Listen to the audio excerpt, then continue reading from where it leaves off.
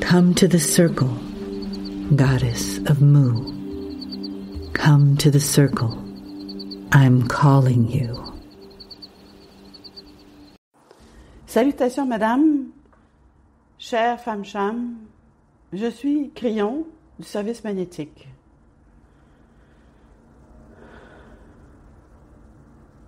Encore une fois, nous donnons une canalisation pour la sororité et nous sommes conscients que ce programme particulier n'est vu que par les femmes.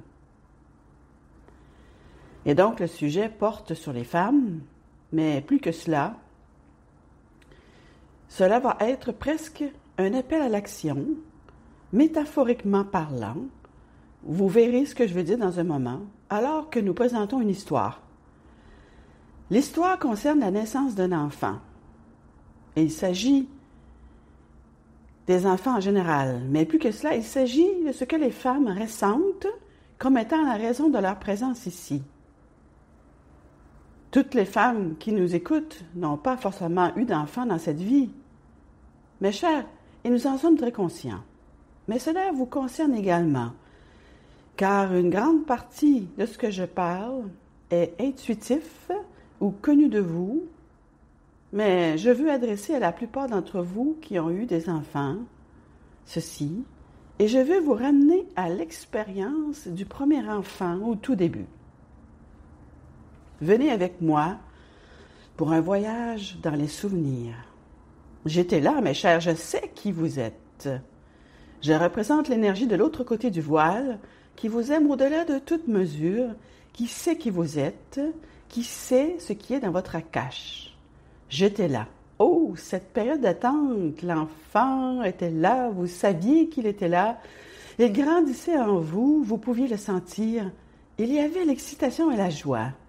Et tant d'entre vous, avec le recul, diraient « C'est pour cela que je suis née. Je suis née pour accueillir des enfants sur cette planète. C'est mon devoir, c'est à ça que servent les femmes sur cette planète, et c'est ce qu'elles font. » Il se peut que les autres autour de vous ne soient pas d'accord et vous en parliez tout doucement, mais vous savez que j'ai raison. Celles d'entre vous qui sont mères savent que j'ai raison. Vous existez pour avoir des enfants. Et donc, c'est extrêmement important pour vous. L'excitation de la naissance attendue, vous en souvenez-vous? Vous en avez peut-être eu plusieurs après, mais celui-ci est le tout premier. Il y a une certaine crainte, mais vous saviez qu'il allait arriver.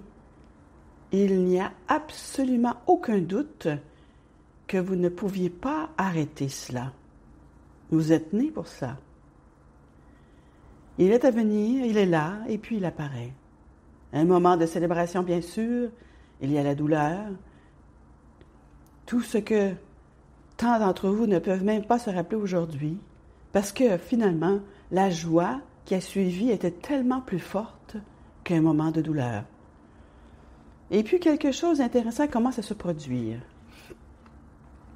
Bien que chacune de vous soit née avec les instincts nécessaires pour élever un enfant, vous ne connaissez toujours pas le processus. Il n'est pas nécessairement présent.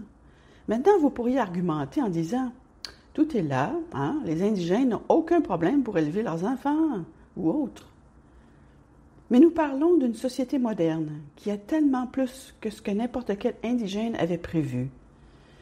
Et soudain, il y a tant de choses à savoir. Est-ce que je fais bien? Est-ce que je le fais mal? L'enfant est là. La première chose qui se produit, c'est un peu de peur, n'est-ce pas? L'enfant est dans l'autre pièce. Va-t-il s'étouffer? Va-t-il bien se porter? Dois-je rester avec l'enfant pour que cet enfant soit toujours avec moi? Dois-je m'acheter un de ces appareils high-tech pour l'entendre tout le temps? Vous êtes toujours inquiète pour lui. Vous êtes toujours connecté à lui. C'est le premier-né. C'est une nouvelle vie. Et vous en êtes responsable. Totalement, complètement responsable. Une fois qu'il en aura fini avec mon lait, si vous choisissez ce cheminement, que se passera-t-il? Il y a ceci, il y a cela, ce que disent les docteurs, ce qu'ils ne disent pas. Il y a des amis qui disent ceci ou cela et ils ne sont pas forcément d'accord. Et puis, vous commencez à vous inquiéter encore à ce sujet. Il y a donc un certain degré de joie, mais aussi de crainte. Est-ce que je fais les choses correctement? Beaucoup d'entre vous lisent des livres, en effet. Voici la meilleure façon, voici la bonne façon. Et puis, il y a celles qui disent, je n'ai pas besoin de lire un livre, je vais juste suivre mon intuition. Et même là, ce n'est peut-être pas si bien, parce qu'il y a eu des moments où vous avez trébuché, ou bien vous avez dit, j'aurais pu faire mieux ceci ou cela. Et puis, l'enfant commence à grandir. Il est aussi beau et mignon qu'il soit dans les premières années. Il arrive à 3 ou 4 ans, et là, il est vraiment difficile à gérer. Est-ce que je fais bien les choses? Est-ce que je montre à l'enfant ce que je dois lui montrer? Et l'enseignement religieux, oui ou non? Que dois-je dire? Que ne dois-je pas dire? Dois-je prêter attention à ce que dit la famille ou dois-je suivre ma propre intuition? À chaque étape, il y a des décisions à prendre et vous n'avez peut-être pas les bonnes réponses et vous vous en inquiétez. Ai-je bien fait les choses jusqu'à présent? C'est le premier enfant, n'oubliez pas. Et puis le numéro 2 et le numéro 3. Ah, vous avez réussi, hein, vous savez. Je vous parle du premier. Il semble être le plus spécial. À bien des égards, vous le traitez de manière si spéciale. Vous pouvez excessivement réfléchir au fait que ce n'est pas ce que vous faites, ni pour le deuxième ou le troisième. Mais pour celui-ci, vous en êtes à l'apprentissage. Et vous avez cette intuition qui dit « Je suis né pour ça. Je suis là pour ça. Et c'est pour cela que je suis ici. » À 3 ans, ils sont difficiles.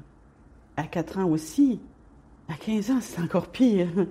Mais vous y arrivez. C'est la métaphore du jour pour vous, les femmes. La métaphore est la suivante. Tournez la page. Il se passe quelque chose. Vous êtes porteuse d'une énergie chamanique et elle va se produire et vous ne pouvez pas l'arrêter. Vous pouvez la nier, vous pouvez la refuser, mais vous ne pouvez pas l'arrêter. Tout comme la naissance. Et si je vous disais, chère femme de la sororité, que vous êtes née pour ça, vous me croiriez? Oui, vous êtes née pour ça. Vous commencez à ouvrir la voie à quelque chose qui peut prendre des centaines d'années pour s'accomplir pleinement. Les graines ont été plantées avec le souvenir akashique et maintenant l'énergie est là. Et le COVID est apparu et toutes les choses qui viennent avec, y compris les difficultés qui sont là, font appel à votre intuition de sagesse, les mêmes que pour élever un enfant. Est-ce que je le fais bien? Qu'est-ce que je fais avec la famille maintenant? Qu'est-ce que je fais avec les autres maintenant? C'est tellement différent de ce que vous vous attendiez. Ce n'était pas là avant l'arrivée de l'énergie, avant l'arrivée du COVID. Vous avez déjà compris la métaphore?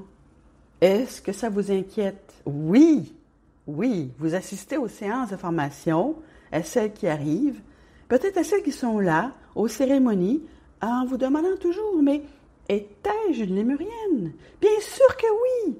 Ou alors, vous portez le souvenir akashique de votre lignée qui vous y place de toute façon. Est-ce que vous comprenez? Ce n'est pas linéaire. Là ou pas là. Vous détenez la mémoire akashique.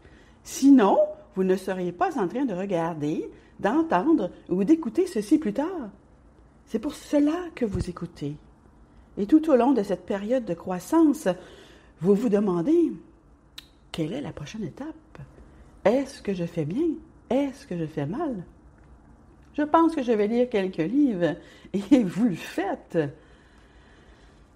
Vous avez une enseignante qui fait écho à la pureté de la mer des étoiles. Et d'elle viendront les instructions dont vous aurez besoin ensuite pour traverser cette période, porteuse d'une énergie de votre akash pour être une femme cham, pour démarrer les graines du chamanisme, pour aller aussi loin que vous le souhaitez, mais pas pour apprendre des choses qui n'ont peut-être pas été enseignées quand les mûrit, mais pour apprendre ces choses qui ont été enseignées en Lémurie. Et c'est pour ça qu'elle est là. Et elle est la seule en ce moment qui a cette pureté pour vous la donner sous cette forme. Elle est la seule. Vous avez peut-être des intuitions de ce que cela aurait pu être ou de ce que vous avez entendu en Lémurie, et c'est super. Mais Léa est l'enseignante pure. Je veux que vous vous en souveniez, car c'est elle qui vous dispense de vous inquiéter. C'est elle qui vous donne des informations pour que vous n'ayez pas à les lire dans les livres ou à vous poser des questions. Vous demeurez en contact avec la source et il en sortira des choses auxquelles même elle ne s'attend pas, car elle canalise la mer des étoiles et vous fait lentement sortir de cet enfantement pour entrer dans le monde réel où vous commencez à ressentir de la compassion pour ceux qui vous entourent, grâce à ce que vous savez et à ce que l'on vous enseigne. C'est un appel à l'action, pour sortir de la peur, pour se détendre et se laisser aller dans son cœur et dire « Je vais apprendre ce que j'ai besoin de savoir et cela résonnera avec tout ce qu'il y a dans mon akash, car je suis né pour cela. » Je suis Crillon, amoureux de vous toutes, et c'est ainsi.